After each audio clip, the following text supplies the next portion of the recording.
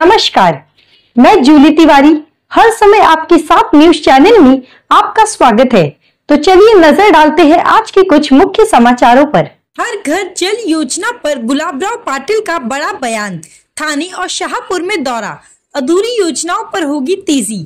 महाराष्ट्र के जल आपूर्ति और स्वच्छता मंत्री गुलाबराव पाटिल ने कल मंत्रालय में थाने और शाहपुर जिलों की समीक्षा बैठक के बाद कड़ा ऐलान किया।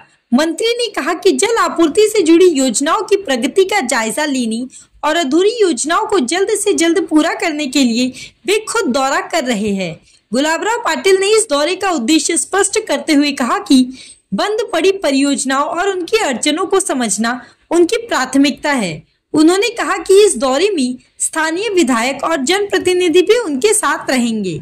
मंत्री ने यह भी कहा कि प्रधानमंत्री की हर घर जल हर घर नल योजना को पूरा करना उनका सपना है और इस दिशा में हर जरूरी कदम उठाया जाएगा। ठाणे जिले में अधूरी पड़ी जल परियोजनाओं और धरण निर्माण कार्य को लेकर भी चर्चा हुई।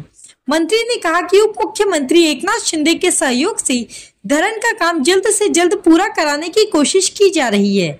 यह दौरा न सिर्फ योजनाओं को गति देने के लिए है, बल्कि जनता तक जल पहुंचाने के संकल्प को मजबूती देने के लिए एक बड़ा कदम है।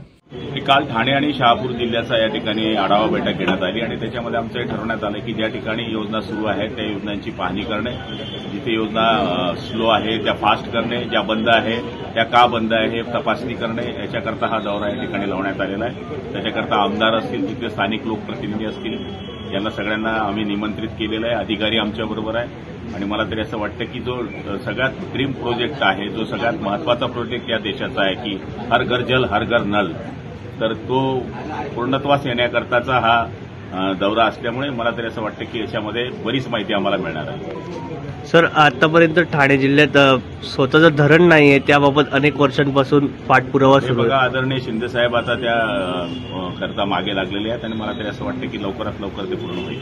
तो आज के लिए बस इतना ही। कल फिर मिलेंगे इसी समय इसी चैनल पर। तब तक के लिए मुझे दीजिए इजाजत। धन्यवाद।